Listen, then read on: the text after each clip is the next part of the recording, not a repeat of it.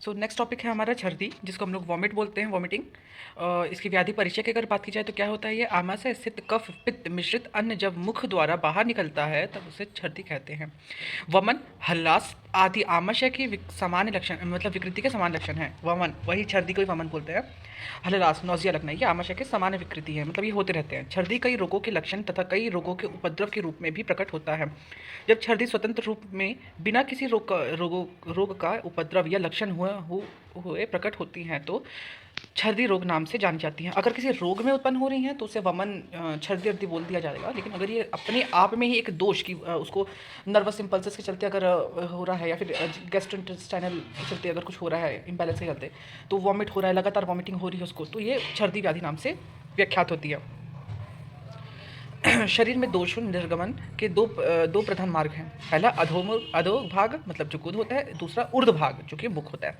मुख मार्ग से प्रवृत्त अन्य दोष को छर्दी कहते हैं, ठीक है। और इसी से भी पंचकर्म से भी रिलेटेड है, जहाँ पर अपन वमन कराते हैं, दोषों का निर्हरण कराते हैं, संशोधन चिकित्सा, वहाँ पर भी इसकी सहायता लेते हैं। यहाँ पर तो अपन ऐसे वामक द्रव्यों का उपयोग करते हैं जिससे वो छर्दी इंड्यूस कराएं, ठीक है। निरुक्ति की अगर बात की जाए तो इसकी निरुक्ति क्या है, ऊर्ध्व त्रिदोषो प्रवृत्ति रूप छर्दी रुच्यते, मतलब आचार चक्र पानी के अनुसार ऊर्ध्व मार्ग से अति प्रवृत्ति दोषों का बाहर निकलना ही छर्दी कहलाता है। आचार सुश्रुत के अनुसार दोषों का मुख में आच्छादित करके अंगों को पीड़ित करते हुए बाहर निकलना छर्दी कहलाता है। निदान की बात की जाए तो इसके बहुत सारे सामान्य निदान बताए गए हैं। क्या बताए गए हैं, अति द्रव्य मतलब बहुत ज़्यादा लिक्विड का ग्रहण करना, अति स्निग्ध करना खाना, अहृदय अन्न का सेवन करना जो अहृदय हो, ठीक है, जो अति लवण युक्त भोजन करना, तथा अति मात्रा में अकाल भोजन करना, सॉरी अकाल मतलब कभी भी खा रहे हैं, ठीक है, और अत्यधिक लवण युक्त भोजन करना, इससे भी छर्दी हो सकती है। आम दोष की उपस्थिति तथा अध्यासन करना, ठीक है। आम दोष की अगर उत्पत्ति हो गई है तभी छर्दी हो जाती है, या अपन कराते भी हैं, इसकी चिकित्सा यही होती है। और अध्यासन कराना, ठीक है। और अतिश्रम, क्षय तथा उद्वेग युक्त होना भोजन का, ठीक है। अजीर्ण तथा कृमि युक्त कोष्ठ में गर्भाशय के कारण और अतिद्रुति होकर अन्न ग्रहण करना, मतलब अतिद्रुति मतलब बहुत अच्छे से ग्रहण ना करना।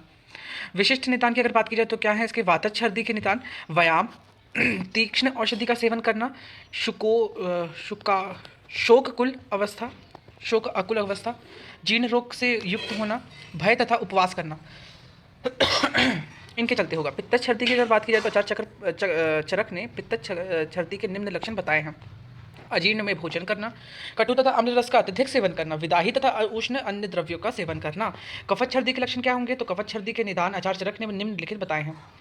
अति स्निग्ध, अति गुरु, आम तथा विदाही अन्न का सेवन करना, भोजन के तुरंत बाद शयन कर जाना, ठीक है। निपातज छर्दी के लक्षण क्या होंगे, सभी रसों का अनुचित रूप से सेवन करना। अगर कोई सभी रसों का अनुचित रूप से सेवन कर रहा है तो भी उसे व्याधि हो सकती है, मतलब ये एक सिम्टम हो सकता है कि हाँ उसे कोई व्याधि होने वाली है।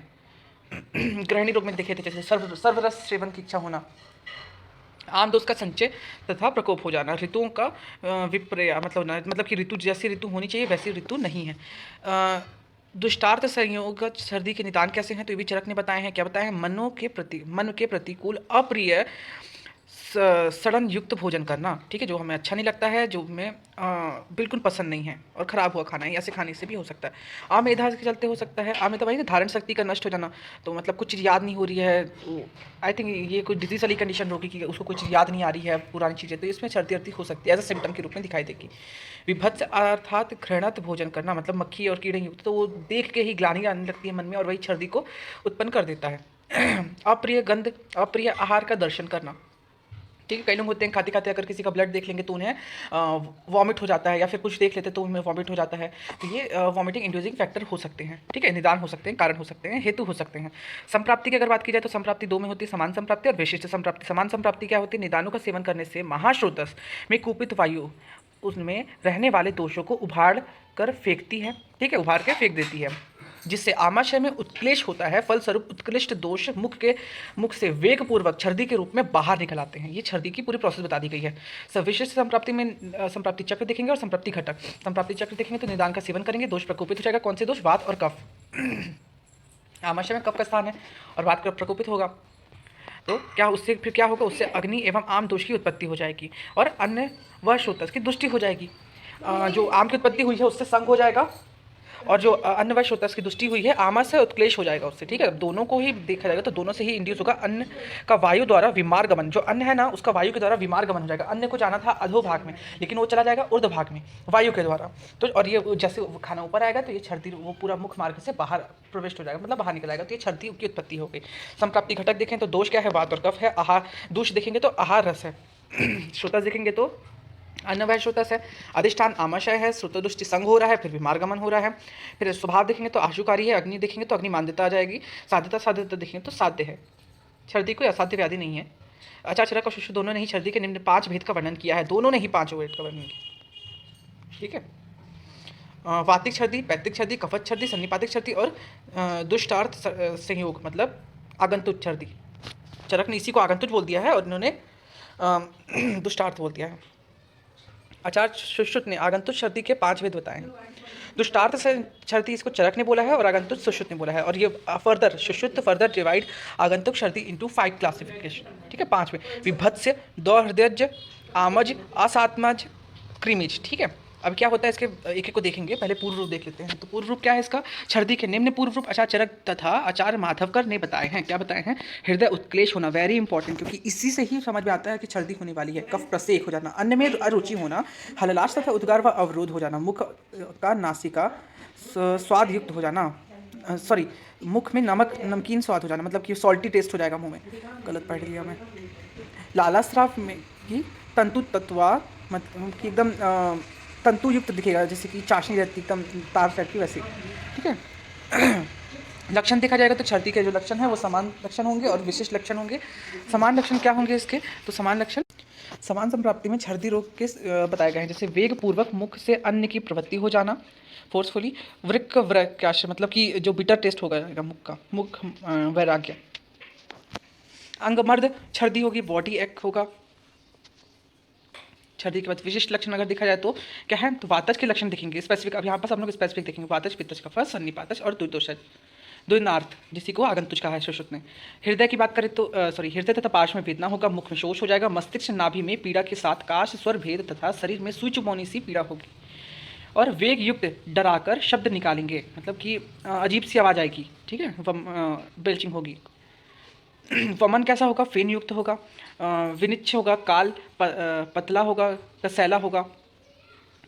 ठीक है, अत्यधिक वेग के साथ वमन आना होगा, बहुत ज़्यादा फोर्सफुली, क्योंकि वाज को अपन नर्वस सिस्टम से रिलेट करते हैं और जो नर्वस सिस्टम में इंड्यूस वॉमिट होता है वो बहुत फ्रीक्वेंटली बार बार आता है। ठीक है, पित्तज की अगर देखा जाए तो मूर्छा लगेगी, पिपासा तथा मुख शोष हो जाएगा, सिरा तालु नेत्र में जलन हो जाएगी, तमा प्रवेश होगा, मतलब कि आंखों में एकदम अंधेरा अंधेरा सा लगेगा, भ्रम हो जाएगा। वमन कैसा रहेगा, वर्ण किसका रहेगा, इसका वमन का वर्ण क्या था, काला रंग का था। ठीक है, कृष्ण रंग का। पित्तज के वमन का कैसा होगा, ये पीत हरित वर्ण का होगा। ठीक है, और उसका टेस्ट कैसा था, कसैला था। इसका तिक्त रस युक्त होगा, उष्ण है इसका। और धूम्र तथा जल युक्त वमन होगा।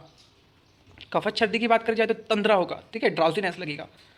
और क्या होगा, मुख माधुर्यम हो जाएगा और कफ प्रसेक हो जाएगा, सलाइवेशन हो जाएगा।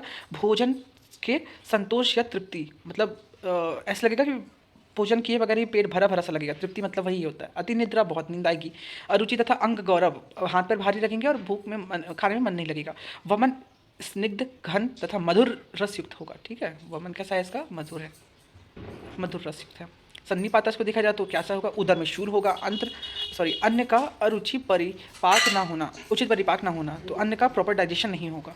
तो बेसिकली सभी में ही देखा जाता है। भोजन में अरुचि हो जाएगी, दाह तथा तृष्णा होगा, श्वास लेने में कठिनाई हो जाएगी, प्रमोह होगा, प्रमोह, आई डोंट नो।